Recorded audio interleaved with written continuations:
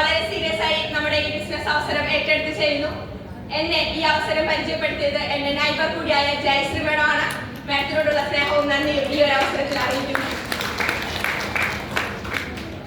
ഇപ്പോ ഇവിടെ ഓരോ ആളുകളും പുതിയതായി വന്ന ഓരോ ആളുകളും ആരെങ്കിലും നിർബന്ധിച്ചിട്ടായിരിക്കും വന്നിട്ടുണ്ടാവുക.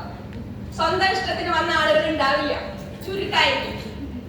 ഞാൻ പലതവണ ഈ ബിസിനസ്സിലേക്ക് വരില്ല എന്ന് പറഞ്ഞ് എന്നെ വിളിക്കരുത്, അല്ലെങ്കിൽ ഇനി മേലാൽ ഇത് പറഞ്ഞ് എന്റെ അടുത്ത് വരരുത് എന്ന് പോലും പറഞ്ഞിട്ടുള്ള ആളാണ്. എന്നെ കൃത്യമായ ഫോളോപ്പിലൂടെ ഈ ബിസിനസ്സിലേക്ക് കൊണ്ടുവന്ന എന്റെ ലീഡേഴ്സിനോട് ഞാൻ ഇന്ന് അകം നിറഞ്ഞ് നന്ദി പറയുന്നു. നേരത്തെ ഒരു മേഡം ഇവിടെ പറഞ്ഞു, ശക്തമായ എതിർപ്പുകളോടെയാണ് ഈ ബിസിനസ് ഇപ്പോഴും ചെയ്തുകൊണ്ടിരിക്കുന്നത്.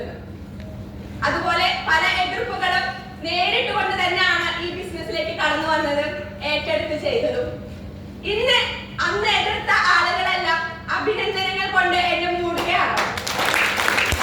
എനിക്ക് വന്ന മാറ്റം അത് എങ്ങനെയാണ് പറഞ്ഞറിയിക്കേണ്ടതെന്ന് എനിക്കറിയില്ല.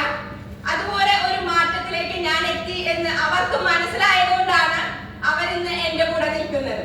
അതുപോലെ നമുക്ക് ഓരോരുത്തർക്കും കാണിച്ചു കൊടുക്കാൻ സാധിക്കും, എനിക്ക് മാറാൻ സാധിക്കും എന്ന്. ഈ ബിസിനസ്സിൽ വന്നിട്ട് എന്താണ് നീ നേടിയത് എന്ന് അവർക്ക് ഇപ്പൊ എന്റെ അടുത്ത് ചോദിക്കാൻ പറ്റില്ല. എന്റെ നേട്ടങ്ങൾ അവരുടെ കൺമുന്നിലൂടെയാണ്. ഒരു ചുരുങ്ങിയ സമയം കൊണ്ട് എനിക്ക് ഉണ്ടായിട്ടുള്ള മാറ്റമാണ് ഇന്ന് അവരെല്ലാം അത്ഭുതപ്പെടുത്തുന്നത്. ഇതുവരെ ഇങ്ങനത്തെ ബിസിനസ്സിനെ അല്ലെങ്കിൽ ഡയറക്ട് മാർക്കറ്റിംഗ് എന്ന് പറയുമ്പോൾ അതൊരു മണി ചെയിൻ അല്ലേ എന്ന് ചോദിച്ചിരുന്ന ആളുകൾ നീ ചെയ്യുന്ന ബിസിനസ്സിന് എന്തോ പ്രാധാന്യമുണ്ട് എന്ന് മനസ്സിലാക്കി കൊടുക്കാൻ എനിക്ക് സാധിച്ചു. നമുക്ക് ഓരോരുത്തർക്കും അതിന് സാധിക്കും. അതിനെന്ത് വേണം? ഹൃദയത്തിൽ ഈ ബിസിനസ്സിനെ ഏറ്റെടുക്കണം.